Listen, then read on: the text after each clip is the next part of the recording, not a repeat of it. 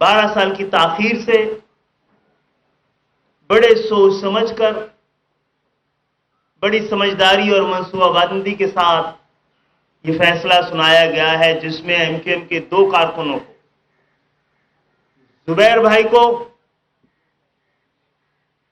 اور رحمان بھائی، سزائے موت دی گئی۔ معزز صاحب حضرات، آج ایم کیو ایم کی قیادت آپ کے سامنے اور آپ کے ذریعے پورے پاکستان کے سامنے اپنی ضمیر کی عدالت میں بیٹھی ہوئی ہے، اور یہ بتانے کے لیے کہ ان دونوں ساتھیوں کو ہم تنہا نہیں چھوڑیں گے، ان کو انصاف دلانے کے لیے جہاں جہاں عدالت کی گنجائش موجود ہے ہم جائیں گے۔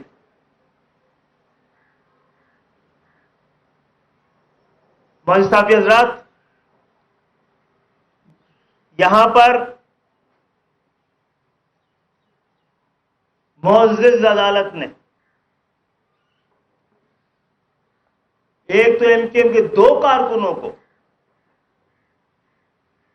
اس واقعے میں سزائے موت دی ہے، اور دوسری طرف پوری ایم کیو ایم کو ایک اندیشے کو، ایک خیال کو اور ایک رائے کو فیصلہ بنا کر کل سنایا گیا ہے۔ کہا گیا ہے کہ یہ واقعہ، یہ سانحہ جس میں شہید ہونے والے لوگ بھی ہمارے ہیں اور اس وقت بچانے کی کوشش کرنے والے لوگ بھی ہمارے ایم کیو ایم کے کارکنان تھے۔ انہوں نے کہا کہ ایم کیو ایم کی اعلیٰ قیادت کی مرضی کے بغیر نہیں ہو سکتا۔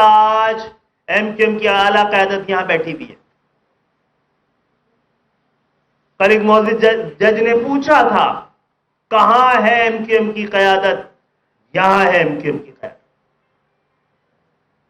آپ بلائیے ہمیں۔ اور ہم سمجھتے ہیں ہم ایک آزاد ملک کے شہری ہیں، تو ہم بھی آپ کو بلائیں۔ خواتین حضرات، شاید پاکستان میں اس ڈر سے غیر جانبدارانہ اور شفاف الیکشن نہیں ہوتے، جتنے ٹرانسپیرنٹ الیکشن ہو، خطرہ یہ ہوتا ہے کہ اتنی پولرائزیشن نہ بڑھ جائے۔ کسی بھی معاشرے میں، کسی بھی ملک میں سیاسی لسانی تقسیم اور پولرائزیشن کی وجوہات ہوتی ہیں، اور اس کو ایڈریس بھی کیا جاتا ہے، نیچرل ہے۔ حکومتیں بھی بعض اوقات کیونکہ سیاسی جماعتوں کی ہوتی ہے تو ان کے درمیان سیاسی تقسیم ہو سکتی ہے، جانبدارانہ رویہ ہو سکتا ہے، لیکن بڑی بدنصیبی اس وقت ہوتی ہے، خطرے میں ملک اس وقت ہوتا ہے جب عدالت اور ریاست کے اندر پولرائزیشن،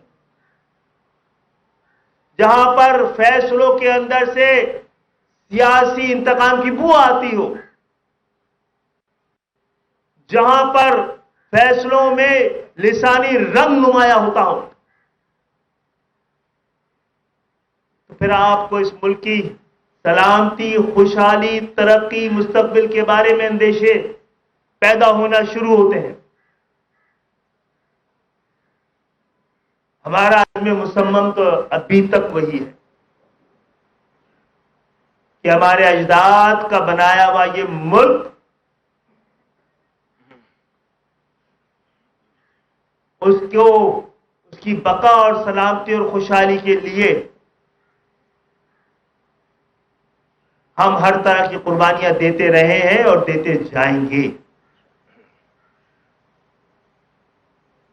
لیکن ضرورت اعلیٰ ترین عدالتوں کی یہ ہے کہ وہ غور سے دیکھیں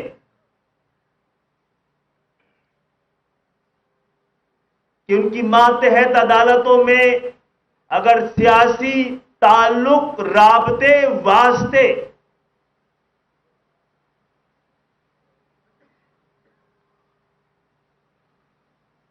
جھلکتے ہوں تو پھر نظام انصاف کو کچھ زیادہ آگے بڑھ کے کام کرنا پڑے گا. آج ایم کیو ایم کی اعلیٰ قیادت یہاں پہ اس لیے بیٹھی ہے کہ ہم سپریم کورٹ کی چیف جسٹس سے، حکومت سے یہ مطالبہ کرتے ہیں کہ سانحہ بلدیہ ٹاؤن فیکٹری پر ایک عدالتی کمیشن بنایا جائے.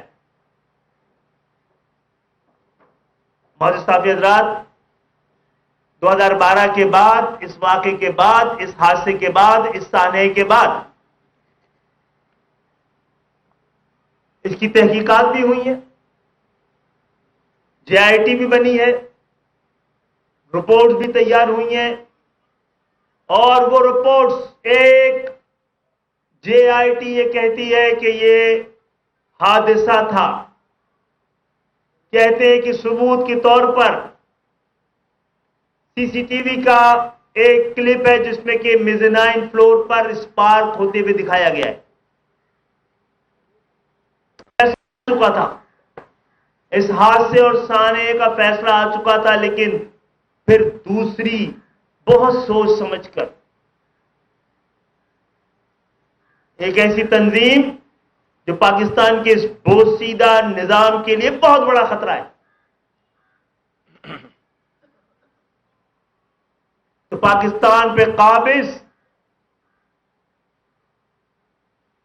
جاگیردارانہ قیادت نے یہ ضروری سمجھا کہ اس واقعے کی بنیاد پر، جہاں پہ شہید ہونے والے لوگ بھی ہمارے تھے، ایم کیو ایم کو نشانہ بنایا جاتا رہے.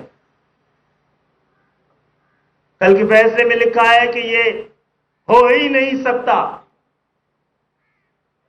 کہ ایم کیو ایم کی اعلیٰ قیادت سے پوچھے بغیر یہ واقعہ ہوا ہو.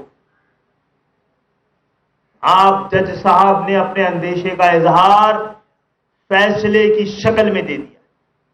اب ریاست کی، عدالت کی، نظام انصاف کی، حکومت کی ذمہ داری ہے کہ اس اندیشے کو، اس پہ ایک عدالتی کمیشن بنایا جائے. ایم کیو ایم آج اپنے آپ کو پیش کر رہے، اور ہم امید کرتے ہیں کہ جب کوئی ایسا فیصلہ ہوگا تو پی آئی اے کے جہاز کے اغوے کے فیصلے میں بھی کسی اعلی قیادتوں کے بارے میں کوئی کمیشن قائم کیا جائے گا. مشرقی پاکستان کے بارے میں بھی ادھر ہم ادھر تم کے نعرے کے ساتھ اندیشے اگر کھڑے ہوتے رہے تو پھر اس پہ بھی عدالتی کمیشن بننا چاہیے.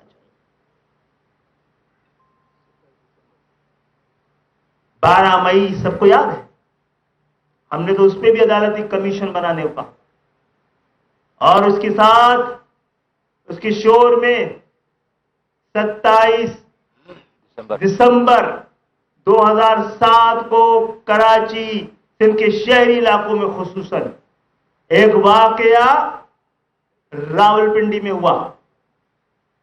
نظر آتش، دکانیں اور مکان نہیں، اب لوگ، ٹائر نہیں جلائے گئے احتجاج میں، لوگ جلا دیے گئے. پورے شہر کو آگ کے سپرد کر دیا گیا. اس کے لیے بھی کسی سیاسی قیادت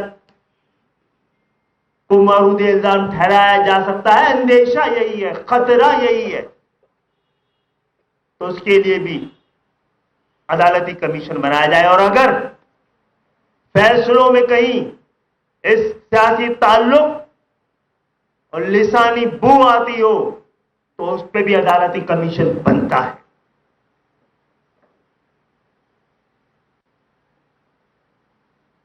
پھر کوئی یہ نہ کہہ دے کہ محترمہ بے نظیر بھٹو کے قتل پہ بھی ایک عدالتی کمیشن بنے، اور اس پہ بھی اگر کچھ جماعتوں کے قائدین پہ آواز اٹھتی ہو تو اس پہ بنائیں. آپ لائیں سیاست کو بھی عدالت کے سامنے. پہلی بات تو یہ ہے کہ ہم اپنے دونوں ساتھیوں کارکنوں کو اس واقعے پہ بالکل بے گناہ سمجھتے ہیں. دوسری بات یہ ہے کہ ایم کیو ایم اس کو ایک خوفناک سانحہ سمجھتی ہے. اگر اس میں کسی کا کوئی مورد الزام ٹھہرایا جا سکتا ہے تو اس فیکٹری کے وہ مالکان ہیں جنہوں نے کسی بھی ان چیزوں کو جس میں کہ محفوظ راستے، آگ بجھانے کے آلات، یہ انتظامات نہیں رکھے تھے اور صرف اس فیکٹری کو پیسہ بنانے کا ایک ذریعہ سمجھا تھا، جس میں انسانوں کی جان بچانے کا کوئی انتظام اور اہتمام تھا ہی نہیں. اور تیسری بات یہ کہ دیکھا جائے کہ ایم کیو ایم کو کارکنوں کو سزا دینے کے ساتھ ساتھ اس بات کو، اس اندیشے کو، اپنی سیاسی ضرورت کو، اپنے ایک نسانی تفریق کو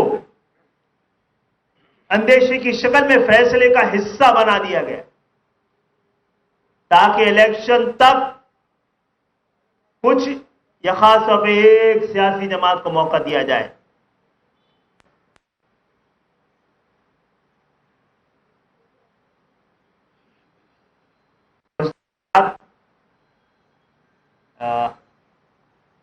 میں تو اس وقت یہاں نہیں تھا، ہمارے بہت سارے ساتھیوں نے خود اس وقت اس آگ لگی ہوئی فیکٹری کے باہر کھڑے ہو کر جو کچھ اور جو کیا جا سکتا تھا وہ کر رہے تھے.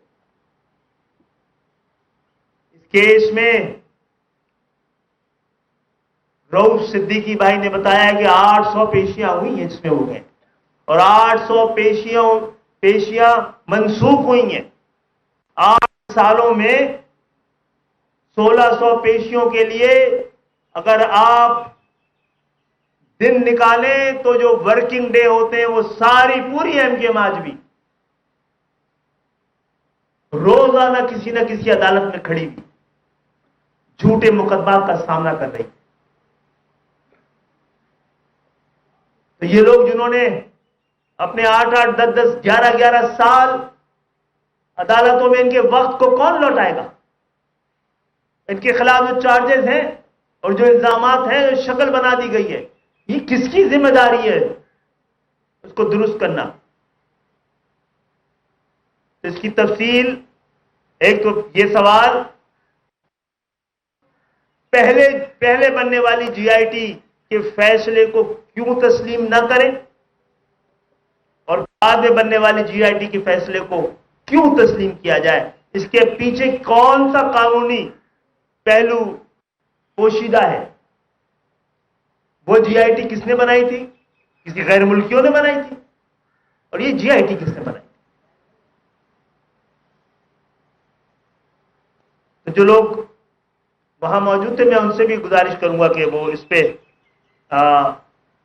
ان کیمروں کے ذریعے پاکستان کی عوام کو بتائیں کہ متحدہ قومی موومنٹ ایک امن پسند، تشدد سے گریز کرنے والی، ہم پر سرکاری اور ریاستی تشدد ہوا ہے، ہم نے نہیں کیا.